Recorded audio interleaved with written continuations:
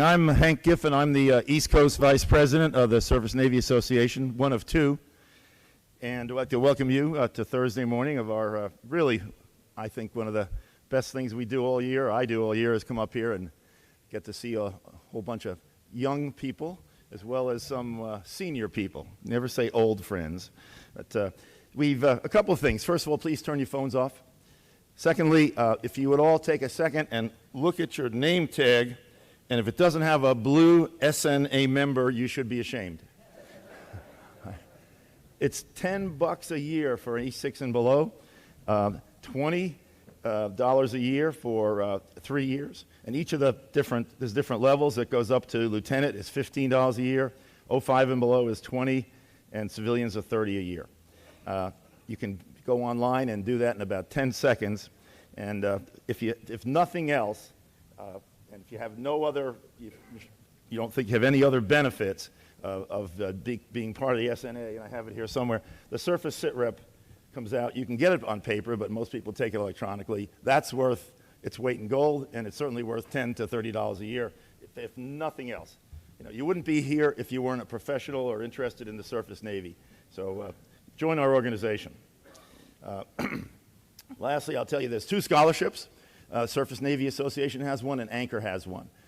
They're just phenomenal talent that applies for them. And if you would please, if you have somebody that's interested, or you have a child, look it up. It's phenomenal scholarships, and as I said, it's a talent level of those young people is just ridiculous. I'm on the scholarship committee. So this morning, it gives me great pleasure to introduce Admiral Grady, and he's coming. Oh, he's right here. Okay. Sorry, sir. I missed you.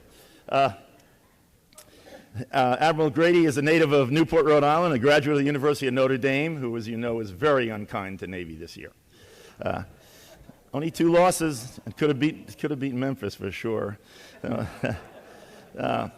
Next year. He's the current commander of U.S. Fleet Forces Command, based in Norfolk, Virginia. He mans, trains, and equips over 125 ships, 1,000 aircraft, and 103,000 active duty service members and government employees. As the commander of the Fleet Forces, he is responsible for providing combat-ready forces forward to numbered fleets and combatant commanders around the globe in support of U.S. national interests. He is concurrently Commander, Naval Forces Northern Command, Commander, Naval Forces Strategic Command, and the Strategic Command Joint Force Maritime Component Commander. During past assignments, he's commanded the 6th Fleet, Striking and Support Forces NATO, Naval Surface Force Atlantic, Carrier Strike Group 1, USS Carl Vinson Carrier Strike Group, Destroyer Squadron 22, USS Cole, USS Chief, and USS Ardent. So he's got quite a varied career for you young folks that are looking to see, how do I become a 4-star admiral? There's a path for you right there. So Admiral, if you'd come up, and the first thing we're going to do is present the Admiral Zumwalt Award for Inspirational Leadership. We have representatives from Whitney Bradley Brown, who are the sponsors of this award, and they are Steve Rowland and Robert Olson, who's the Chief Executive Officer. We thank you.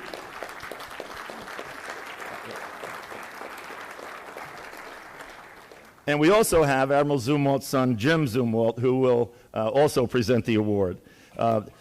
So thank you for coming, sir. And the award winner this year, and the whole write-up is in your pamphlet. But when you look at the future of America and you see someone like BM1 Cheryl Shaw from the Whidbey Island, LSD 41, you say, we're in good hands. It's a phenomenal write-up, and obviously, excuse me, a phenomenal young sailor. So if we could have the award, please. Jim, if you'd come up too, please. Yes, sir.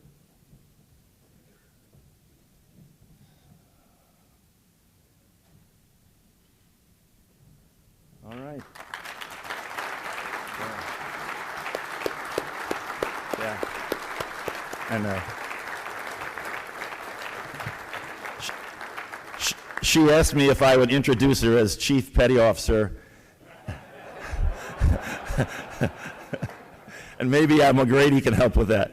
All right. Thanks, sir. Thanks. How about another round of applause for BM1?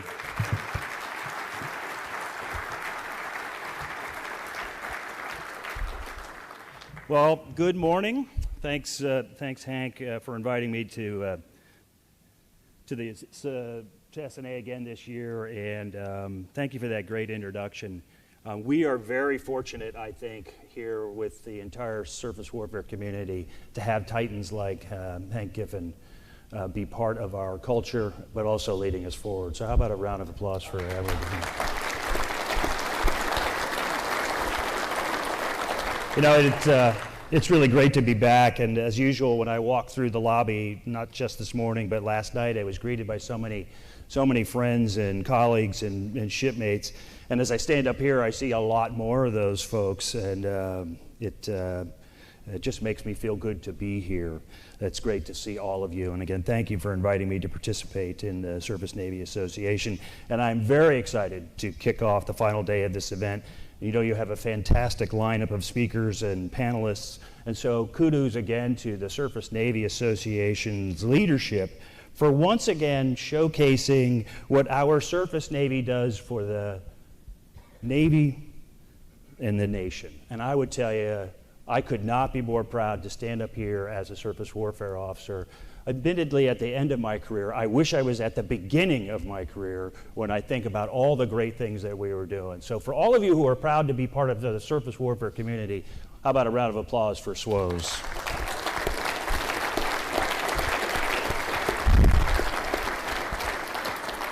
I also want to thank Rich Brown, our SWO boss, for his continued strong leadership. Now, the theme he chose for this event, Owning Tomorrow's Fight Today, I think is really fitting because first, it implicitly acknowledges the dynamic security environment and the pivotal role that American sea power plays therein. And second, by saying owning tomorrow's fight today, he's reminding us of a lesson from Sun Tzu about preparation. Sun Tzu said, in war, the victorious strategist only seeks battle after the victory has been won, whereas he who is destined to defeat first fights and afterwards looks for victory. Now, we don't seek battle. We know all too well the tragic costs of war, but we certainly should heed Sun Tzu's advice that thorough preparation during peace is the best way to ensure victory in war. And even better, a thoroughly prepared Navy is a more lethal Navy, and a lethal Navy is our best way to deter war itself. In more modern terms, we need to win phase 3 in phase 0. Also, we live in a dangerous world, so we may be called upon to fight and win on little notice. So it is incumbent upon us to treat every day as though it were the last day of peace. And so we have to own the fight today. That's the imperative. You know, on Tuesday, you heard the SWO boss, you heard Rich talk about the USS Johnston at Leyte Gulf. You heard him tell the story, quoting Ernest Evans, telling his crew that Johnston was going to be a fighting ship and that he intended to take her in harm's way. Evans was drawing upon our Navy's proud heritage, the words of John Paul Jones, to inspire his crew to greatness. And as you all know, the crew of the Johnston not only lived up to that legacy, but built upon it. They owned it. Rich and I often talk about the story of GQ Johnny, the crew that the USS Johnston earned this nickname because Evans constantly called them to general quarters, taking a bunch of green sailors and turning them into a highly orchestrated, well-oiled team of steely-eyed warriors. And they owned their preparation. And because they owned their preparation, GQ Johnny was a combat-ready ship with a battle-minded crew, and they absolutely owned the fight on that fateful day. Now, SWO boss has reminded us about our pride legacy of owning the fight. He has given you a few examples of where combat-ready ships and battle-minded crews own fights throughout our illustrious history. I'd like to approach it a little differently. I'd like you to consider a hypothetical scenario in the future. Let's say a decade from now in 2030, but maybe even sooner, where we might once again be called upon to own the fight. Now, for you burgeoning Halseys and Nimitz out there, don't fight the scenario, right? Just kind of go with it. So let me begin by setting the scene. Now imagine an aggressor nation as ruled by an authoritarian regime, and this regime feels threatened by their former vassal states' gradual movement toward the mainstream of the democratic world order, and they look to carve out a buffer between themselves and the free world by exerting a higher degree of control over their peaceful neighbors. Now imagine that one of those former vassal states suffers, say, a catastrophic failure of a hydroelectric dam causing massive flooding at, say, its second largest city, killing hundreds and displacing tens of thousands. The devastation overwhelms them, and they quickly call for international assistance. The U.S. State Department requests the Navy to help with this foreign disaster relief. And so a naval task force centered around two ships, let's say the USS Tripoli, an amphibious assault ship, and USS Herschel Woody Williams, an expeditionary sea base, are dispatched to the scene. Now, the aggressor nation, on the other hand, takes advantage of this chaos and slips covert forces into the region alongside their own relief forces.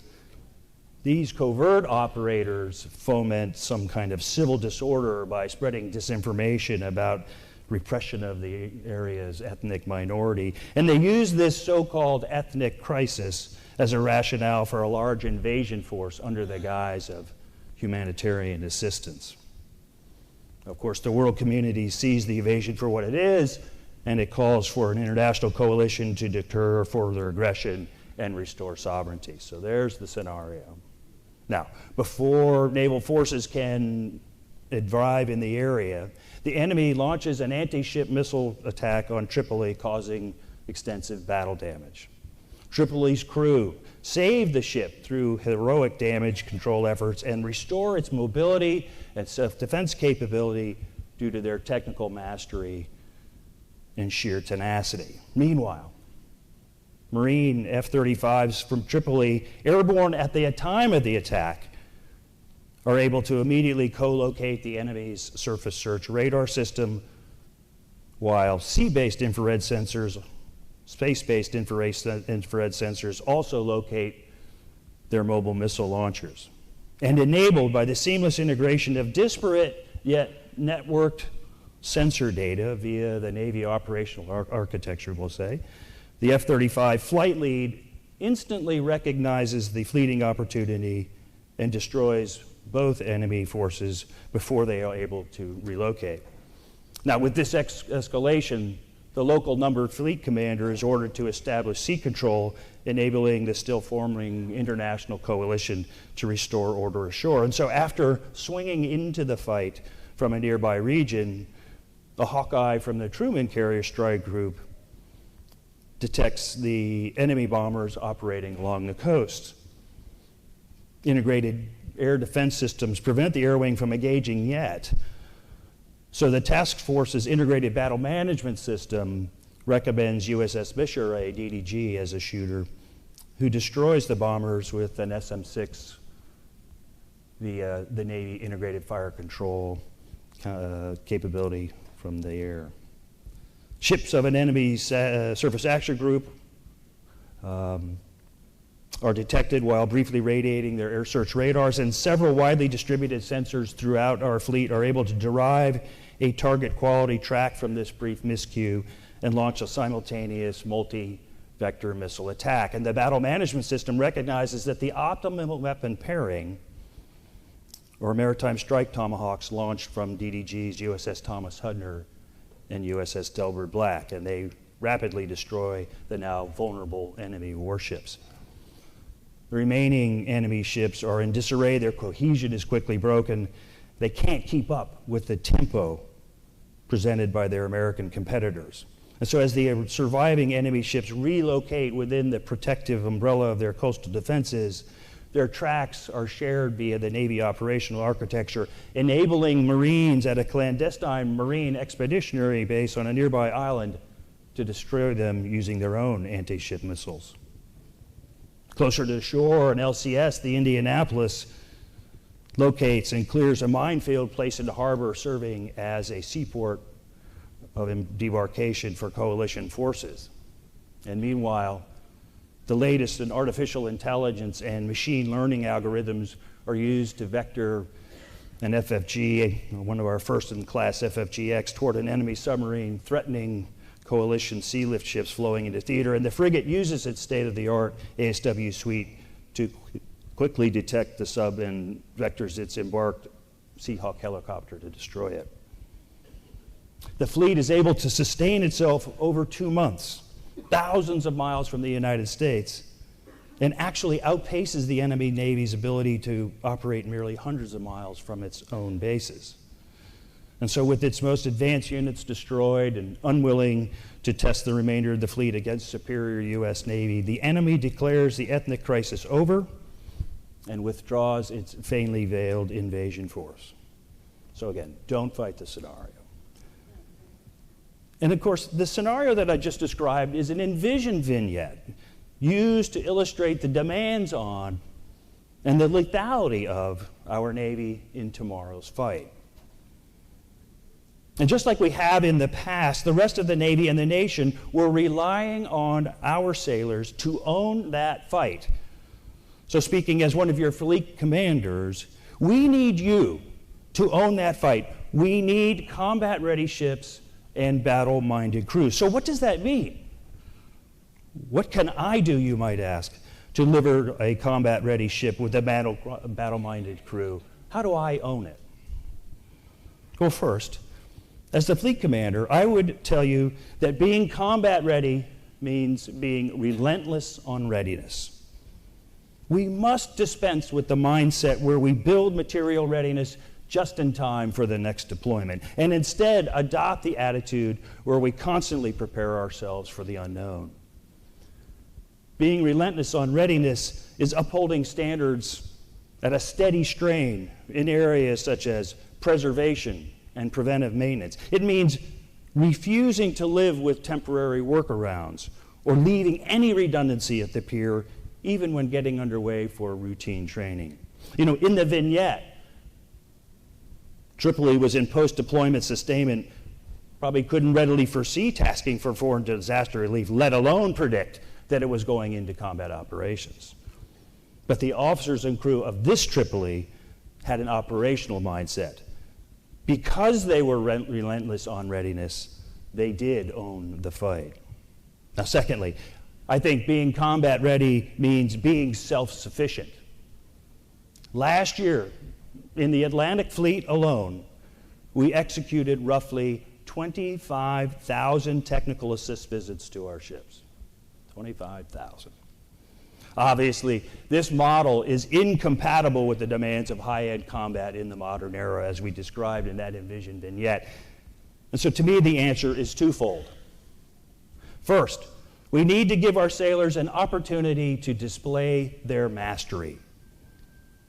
We need to equip them with adequate technical authorities, guidance, and all the tools and resources that they need. And secondly, we need to modernize their training so that they are fully armed to handle the technical problems that we will face in great power competition and in modern combat. This modernized training is the objective of Ready Relevant Learning, and we are well on our way to making this a reality. And this is so critical and so important because like we have always been, like they have always been, our sailors are our greatest competitive advantage. They are the center of the universe, and given the opportunity, they will not disappoint. So our ships in that envisioned fight of 2030 were able to remain on station for months in a combat environment because they were self-sufficient. They owned it. And finally, I think being combat ready means being tough enough to take a hit and keep on fighting. Now, the patriotic, proud, and passionate Americans of our industrial base, many of whom are here today, design, build, and maintain the world's toughest and most lethal ships. And so when we set Zebra, we are confident it will hold because of the stringent technical demands that we maintain. We are applying these same exacting technical standards in the cyber realm by creating things like the virtual secure enclave and treating these like the vital combat systems that they are. But it's more than just the hard steel and redundant systems that enable a ship to fight hurt. It's also the crew. We must assess, for instance, our damage control skills under realistic conditions and prove our ability to perform vital tasks such as shoring or rigging casualty power to critical equipment. And you saw it in our scenario, right? Tripoli was on the receiving end of the initial shots of this conflict, and their defensive systems were able to defeat most of the incoming missiles. One leaked through. But the ship itself proved extremely resilient, more importantly, tough, and the crew performed at the level that we have come to expect in our Navy, bravely and brilliantly. They owned it. So from the fleet commander's perspective then, being combat ready means that we are relentless on readiness, that we are self-sufficient, and that we are tough enough to take a hit and keep on fighting. Of course, combat-ready ships are not enough. And we've talked about that, I think, throughout the seminar and the symposium. These ships must be fought with battle-minded crews. So let me explain what I mean. First, I think being battle-minded means embracing the mission command ethos. And so we have a responsibility to develop bold and enterprising leaders and subordinates who exercise disciplined initiative, folks who know how to move without the ball. We must encourage them to be offensively minded so they are willing to close with and defeat the enemy despite heightened risk and uncertainty. And we want to create leaders who understand risk, can articulate it, and mitigate it enough to exploit fleeting opportunities. So again, back to our vignette, Tripoli and her Marine F-35s were able to immediately counterattack against the enemy missile systems because they embraced this mission command ethos. Similarly, our task group was able to eliminate enemy bombers and defeat their surface action group for the same reason. And in both cases, the opportunity was fleeting and required bold and enterprising initiative. Indeed, they owned it in the fight. Secondly, I think battle-minded means fostering a confident warfighting culture. We aim to create that culture and institutional learning where we invest the time and money to stay ahead of our adversaries. This is perhaps, I think, our greatest asymmetric advantage, unleashing the near limitless potential of our people through their innovative thinking. Efforts here include fleet experimentation and tactical development through our SURF Devron, our upcoming development groups, and our fleet battle problem campaign plan that's culminating in our large-scale exercise, the first of which will take place this year. We will settle for nothing less than tactical mastery, and as such, we are developing a world-class training continuum using the very latest in the science of learning, which will ensure our warfighters have done the reps and sets to confidently handle the rigors of combat as though they have been there before. You, of course, have tracked the progress with the development of our warfare tactics instructors, and I think we'll see further improvements through the MWAT working group, who will refine our warfare training continuum so that it remains second to none. But through live, virtual, and constructive training, our warfighters will become accustomed to making quick decisions and operating under rapidly changing conditions. The reps and sets which LVC brings will build that muscle memory that we will rely on in combat. LVC will deliver the realistic threats in environments resembling expected theaters of conflict. You know, we won that battle of 2030 because we stayed ahead of our adversaries tactically. We used the distributed maritime operations approach brilliantly, soundly defeating our enemy. We owned that fight. And finally, I think being battle-minded means having a foundry that is agile and has their own supporting theory of the fight. You know, in my role as a fleet commander, I look at things through two lenses. One is the fleet lens, and the other is the foundry lens. The fleet lens is the fight and the how we fight, and we've talked about that. I just discussed some of the things that we're going to do to prepare to prevail in that, to fight and win. The foundry, on the other hand, and many of you make up the foundry, is how we enable and sustain the fight. I think of the foundry as all of the supporting elements necessary for the fleet to meet its full potential. I just mentioned the DMO concept, our operational approach to winning the high-end fight at sea, and through distribution, integration, and maneuver, we won the Battle of 2030 by massing fires instead of forces, overwhelming and outpacing the enemy. To enable that warfighting approach, our theater logistics networks must be resilient enough to incur losses and disruptions while supplying a widely distributed fleet. We are doing the hard work right now across all three fleets to design such a logistics force, and these demands will be part of our considerations for our future integrated naval force architecture. Now, of course, the Navy hasn't fought a full-scale war in 75 years. We have been in combat for sure, but we haven't faced serious threats to the foundry ourselves, nor repaired major damage on the scale that we did during World War II.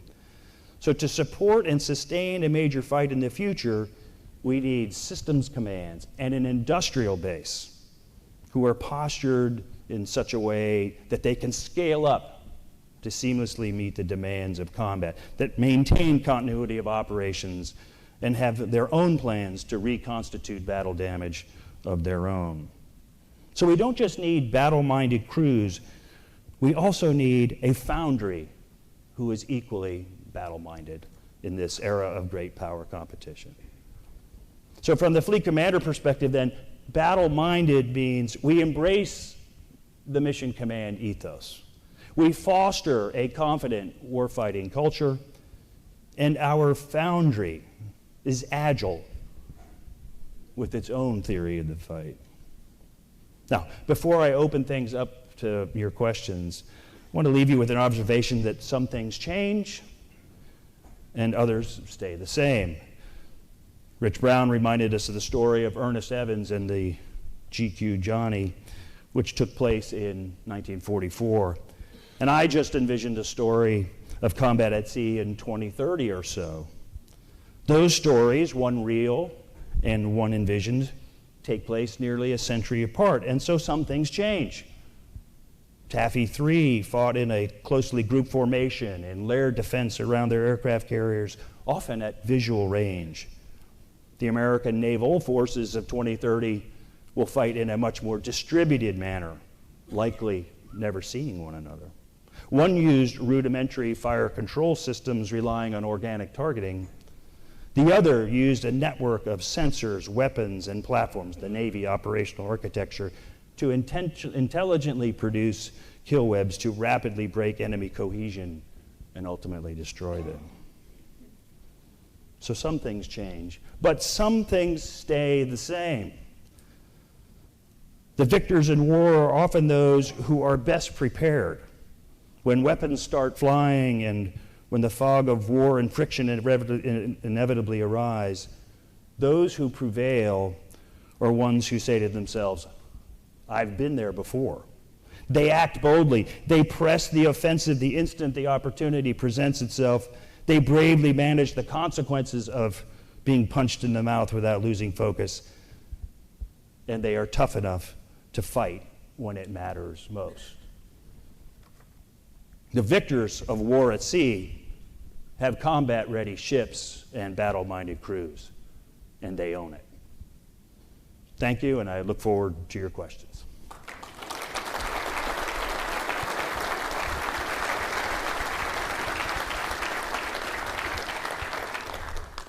We have the ability to electronically give us a question or come forward to the mic. Kick one off here, Admiral. There was a recent article in Proceedings that recommended USFF load shed its readiness responsibility to concentrate on the Atlantic Fleet threat. What are your thoughts on moving some of your staff responsibilities to the CNO staff? Yeah. So that's always a good start, right? Put me in between myself and my boss. It's an interesting concept, and I read the article, and I respect the ideas that are in it, but I think it misses the point. What you need is a really strong fleet voice, and so the Fleet Forces concept was one which envisioned not just Atlantic Fleet, but the ability to integrate all fleet requirements and speak as one for the fleet. And that's what Fleet Forces does. We work very closely with the Commander of Pacific Fleet and the Commander of Naval Forces Europe and Africa, and we articulate on behalf of the fleet what is so important. And so I think if we were to load, shed, abrogate, punt on that mission, we wouldn't be serving the fleet as well, nor do I think we would be serving CNO as well. I think he needs to hear from the fleet, and that's what Fleet Forces is. And so I respect the ideas and concepts that are in that, part of which recognizes that Fleet Forces Command not only does the foundry piece, which I think a lot of people do, but we do that fight piece that I just talked about, NAV North, NAV Strat, JIFMIC Strat, which is new and was not accommodated in the article. It didn't even reference the fact that we were now NAV Strat. The fact of the matter is we have operationalized the staff to allow us to do both. So I am confident that the voice of the fleet will be well heard, that it's the right organizational construct, and that if we were to abrogate that, we wouldn't be able to fight with the Navy the nation has right now. Sir, got another one. I think this is a good one too. Regarding your vignette that you just gave us, what do you need to buy? What do we need to buy now to be ready for the vignette of tomorrow? And are we on the right path? Are we going down the right road? Yeah, that's a great question. So I think there's we could spend a lot of time talking about the hardware, and I think you have throughout this, and I tried to cull out some of the key things that, from a hardware perspective, that we need to have to enable the fight of 2030. But I want to talk about some of the even larger foundational things that we need. So we talked about ready, relevant learning. We have got to get that right, and everyone here owns a piece of that. So if we don't, I look at Rich Brown, and indeed I look at all of the TICOMs, and I say, look at team, if we don't get ready, relevant learning right, if we don't modernize the delivery and how we train our sailors to be self-sufficient, to be tough, to own the fight, if we don't do that, that's right now, we have broken the Navy forever. We have got to get ready, relevant learning right, because in the end, it's about the center of the universe and the sailor and what they bring. Next, if we're going to bring all that hardware together, all the capabilities that we've been talking about here that are represented out there on that floor that will see us fight and win in 2030, we have got to be able to bring it all together. Right? And so the power of the naval operational architecture, the four pillars therein, one of which is the naval tactical grid or the fleet tactical grid or JADC2, if you wish. Right? None of that will work unless we can bring the power of the naval operational architecture together. Next, we have to be able to train in the high-end fight. So the power of live, virtual, and constructive training that allows us to not only get those reps and sets that I talked about, but to also do it at our timing and tempo in secure and safe environments that will let us bring all of those capabilities together without the enemy learning from what we're doing. And to bring the scope and scale of great power competition to the fleet. None of that will work if we can't train to it. And then finally, we need to get the right number of sailors to the fleet right now, so that we can get those teams built, manned and ready, and trained to go forward and fight. So those would be the four overarching things that have my attention. I will leave it to Rich and the team to pull it all together, but without those four things, the fleet can't fight. Right? Admiral, a great presentation, and certainly very tantalizing in the sense of how we're going to get to ready ships and battle-minded crews.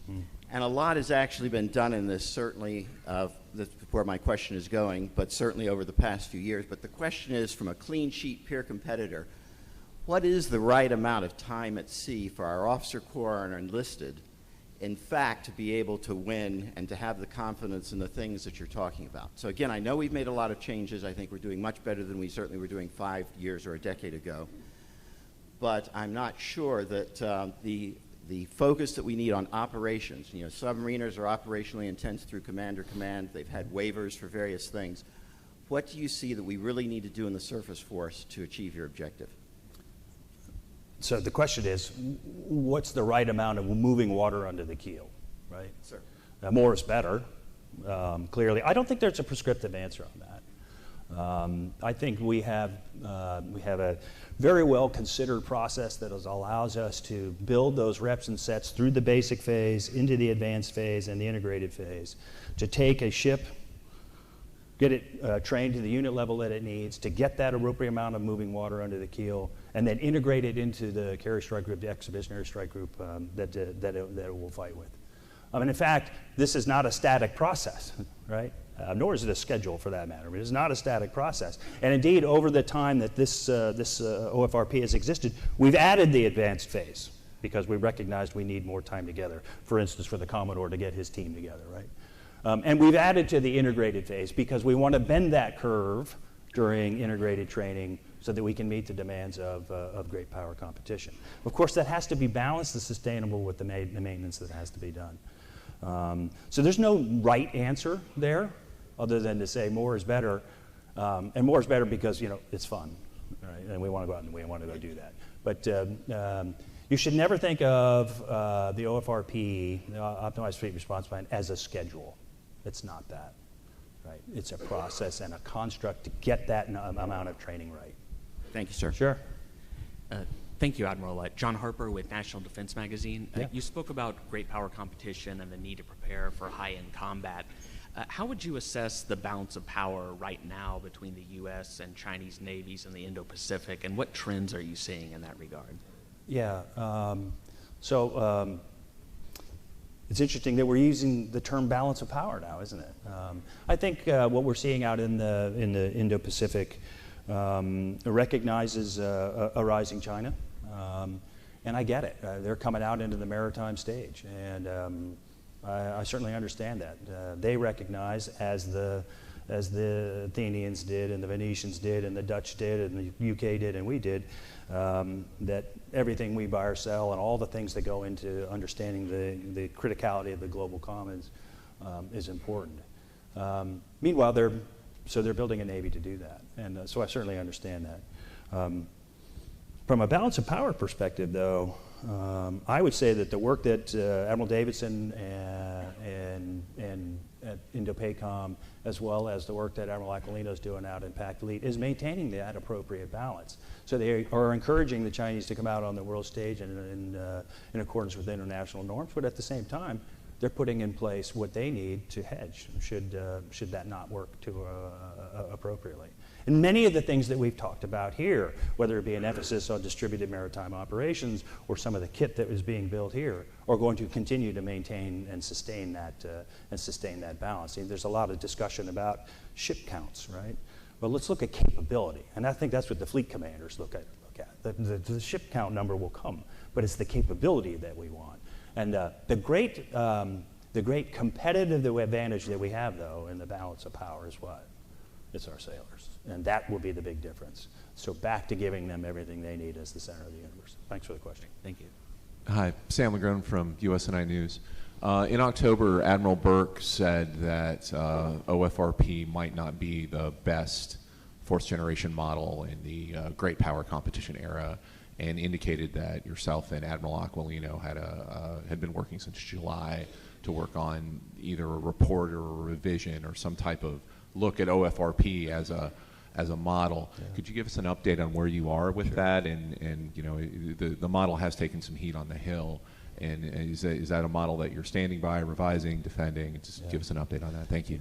Yeah, thanks for the question. I think first let's correct the record. I think he didn't say that it was wrong. He said we just need to look at it and make sure that it's correct.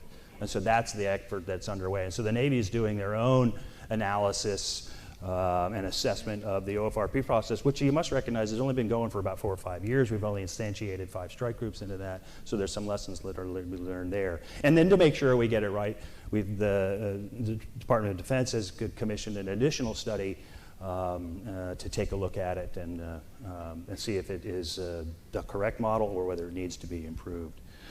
That process is underway. We'll soon be reporting out to the CNO. I can't speak to the exact timeline of the larger DoD study other than to say I think it's imminent as well and will lead to further conclusions that will be drawn. In the end, though, I think the tenets of OFRP, the 4 pillars of OFRP, are still valid. And whether we need to adjust or flex it to reflect certain realities is a very valid question. But the ability to rotate the force, to surge the force, to maintain and modernize the force, and then to be able to reset in stride, all in a system that acknowledges you have to have the proper C2, that is disciplined, repeatable, predictable, but yet agile, that gives options to the National Command Authority. Those are the underlying principles of the OFRP. Those will not change. And so we may flex and adjust the OFRP to the current realities.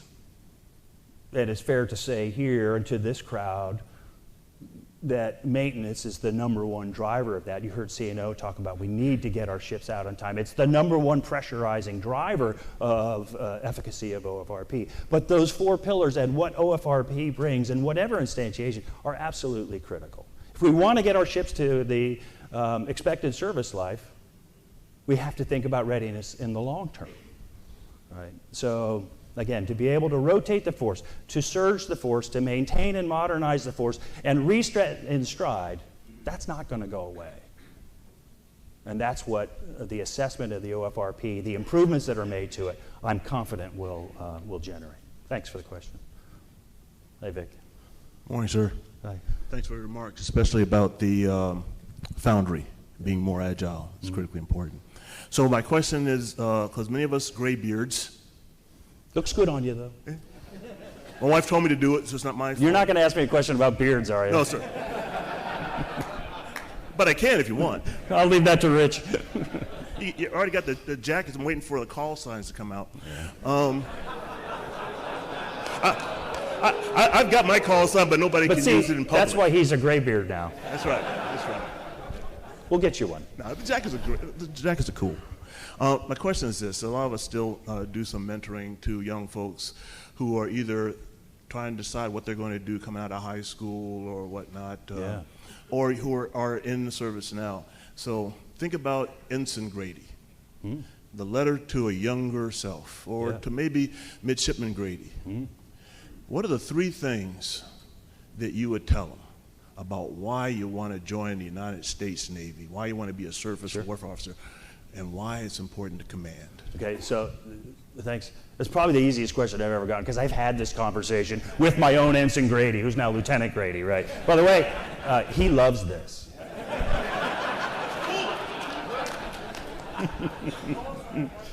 Yeah. Okay, to me, it really gets back to the theme, right? Combat ready ships, battle-minded crews, and own it. So I'm going to give you what he told me, right? I think I answered it very similar to last year, but I'm going to give you what he told me after he went ashore after 2 ships and 3 jobs and 3 deployments and all that. His observation, I thought he was spot on, was first, you got to own it. You give an ensign about, 5 months, and whether they finish their call or not, they got to own it. And he said, I don't get a pass anymore. I should know my, he said shit, but I should know my shit after 5 months, right? I should be able to own this, whether I have this or not, and go out and drive the problem. Secondly, you got to be confident enough to know what you don't know, and to go find the person who does. And it starts with whom? Chief's mess, right? And so relying on the chief's mess and that connection to the center of the universe, our sailors. And so you got to be confident enough to know what you don't know. And I would tell you that continues into the future. All right. And then you got to be battle-minded. You got to remind yourself every day that if you want to contribute to the Navy and the nation and that international security, you got to remind yourself every day that we don't work for Google or Starbucks or Amazon, great companies, Walmart, Luke's over here. We don't work for them, right? Our measure of success is very, very different. And in the end, you know, if deterrence fails, it's about breaking things and killing bad people. And that's what we do. And if that doesn't fire you up, then I don't want you, right? And so that's from Lieutenant Grady back to Admiral Grady, but that's exactly what I would tell any young ensign right now. Great question, though. Thanks. Sir? Admiral, good morning again. Dave Hart, the Symposium Chairman. I'd like to go back a little bit to the question on OFRP, somewhat related. About 2 years ago, then SecDef Mattis rolled out the concept of strategic unpredictability or predictability, operational unpredictability. And after that, we deployed the Truman with an unusual pattern, returning home port in the middle of a deployment. Right. But time is worn on. Some of the other requirements have to be met. Can you talk about whether or not that's something that is sustainable? And if so, what are we currently doing in that regard? Yeah.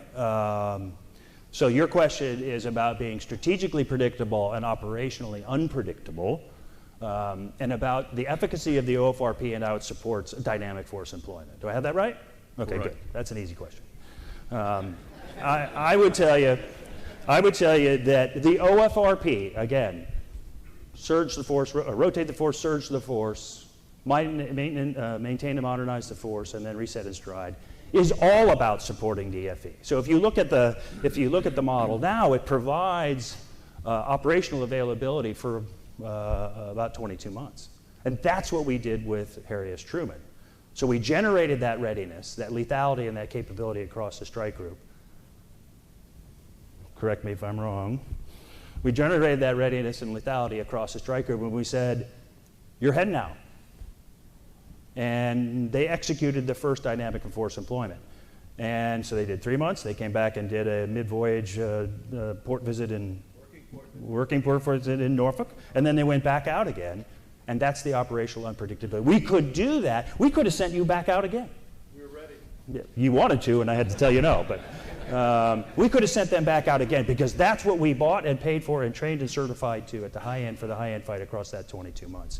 So DFE, dynamic force employment, is enabled by the optimized fleet response plan. And I'll tell you, even as we adjust and improve that, it will still enable that. And so a 7-month deployment is a way to do it. A 3 big port visit, 3 is a way to do it. Maybe we don't go. Maybe we go to a different place. That's all the operationally unpredictable that allows us, that comes from the OFRP and the readiness that we generate. And that's what we're going to need to do in response to great power competition and as codified in the National Defense Strategy. DFE, yes, enabled by OFRP. That's the takeaway. Hi. Hi, good morning, sir. Lieutenant Commander Martha Adams, actually one of your reserve units at the MOC headquarters down in Norfolk. Thanks for your thoughts this morning. As you know, information is a joint function now, great influence and global competition and great power competition. Your thoughts of winning phase 3 at phase 0 kind of, parallels that too. So as you outline, what message from your hat or multiple hats you wear, from your perspective, are we trying to send to the great power competitions with the activities that we're doing now down at Fleet Forces and from Homeland Defense? Okay, thank you for the question. The first is we are ready, right? So the forces that we generate are trained and certified to the high end, and today is not the day, right? So when we send HST forward, the message that we're sending is that they are ready to fight at the high end when they leave Thimble Shoals, right? So today is not the day. So that's one message. The other is we can go anywhere. It's one fight, one Navy. So I may generate a strike group in Norfolk, but it's trained to the high-end standards that are common across the fleet because U.S. Fleet Forces enabled that, working with Compact Fleet. And we can send the ship or a strike group forward and be able to plug in seamlessly in 2nd Fleet, or 4th Fleet, or 5th Fleet, or 6th Fleet, or 7th Fleet. And where did we just do that? And that's with the Abraham Lincoln Carrier Strike Group. So it's one fight and one Navy. We're ready for the high end. It's one fight, one Navy. I would tell you too, though, with my NAV North hat on and my JIF McStrat and NAV Strat on, we also recognize that the homeland's no longer sanctuary, right? That the oceans that we used to think of as moats are now attack vectors, and we're ready for that too. So my final answer would be, you really want to bring it, I'll meet you in the Bay Caves. All right, thanks. Thanks, sir. Admiral. Okay. So we emphasize mind, body, and spirit when we develop individuals. Yeah. And being cued by your Notre Dame Navy relationship that has occurred historically over the years. Yeah. Can you talk about how important it is for Notre Dame to beat Navy? Yeah. How important, and I'm talking about esprit de corps now. Yeah. How important spirit it is to our sailors at sea. Yeah, sure. So when we were at Surfland, we commissioned a study to take a look at what toughness means. Okay? I'm really proud of the work that started under my watch and then continued with Admiral Piercy after I left. And they came out with, I thought, a really cool analysis of what it means to be tough. Right? And let's start with toughness first, right? So the CNO Richardson, when he took over, said, hey, is it resiliency or is it toughness? Right? And he came to the fleet and we talked to him, and we came down with toughness, the idea of being able to take a hit and keep on fighting. And so then it was, okay, what is toughness? And so the work that the team did there, which many of you have heard now, kind of came down to an equation, right? Where toughness equals fitness in all its incarnations, right? Spiritual, mental, physical, monetary, relationship, however you want to define that, times belonging, now I'm getting to your answer, right? Times identity squared. That's the real piece. Notice it's multiplicative. If any of those go to 0, the equation collapses. You can stand that equation up in front of a young ensign, like Ensign Grady or whomever, or a new chief, and go, do you own any element of F, B, or I? The answer is yes. And so drive that number higher, because higher is better. But to answer your specific question about belonging to an elite culture, one where we've transitioned from a culture of compliance to a culture of excellence, it gets down to the belonging piece and the identity squared piece, and it's squared because it's identity of the individual, right? And just as importantly, maybe more importantly, it's identity of the team. So when we build an elite culture, I think when we think about what does it mean to drive the B up, and what does it mean to drive the identity of the individual up and the identity of the team up, esprit de corps is very important. That's why I'm very proud to wear this jacket, which actually I've been wearing for 25 years. But anyway, there's that. Thanks for the question. All right, thank you. Sir, I got one more for you Sure. from the audience. Yeah. And in 2017, the Surface Navy had some real challenges, and we learned a lot of lessons. We had a lot of great leaders in place at that time who, in some cases, knew that they were allowing ships to get underway with less than ideal readiness. What can and the Surface Navy has done some exceptional things since then. What can we do in the future so that in 5 years we're not back in that same situation? Yeah, thanks. Okay, so first of all, I'm not going to talk about my predecessor, so you know that, right? Other than say you're awesome and I really like what you did at Surfland, right? So,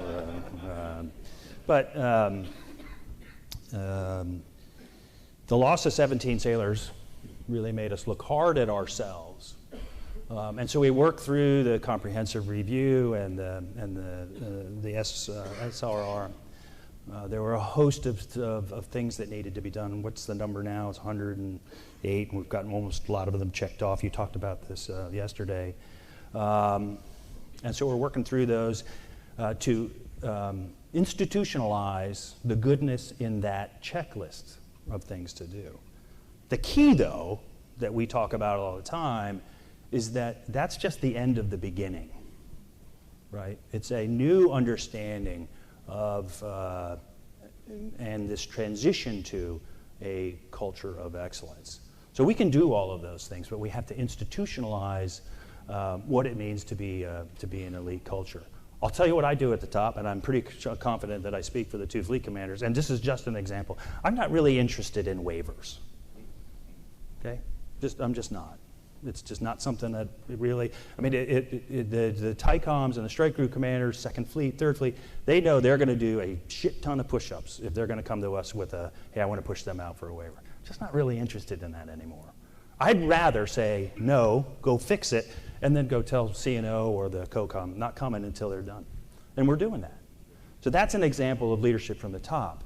And I think that should permeate all the way down. So when we talked about in the remarks about being relentless on readiness, about keeping a steady strain on those high standards all the time, about looking at things like our DFS number and going, why do I have 100 of these? I don't want that. About having this mindset that says, I'm not going to leave any redundancy on the pier. We're not talking about counting CAS reps. That's important. But it's really about leaving redundancy and warfighting at the pier all the time, right?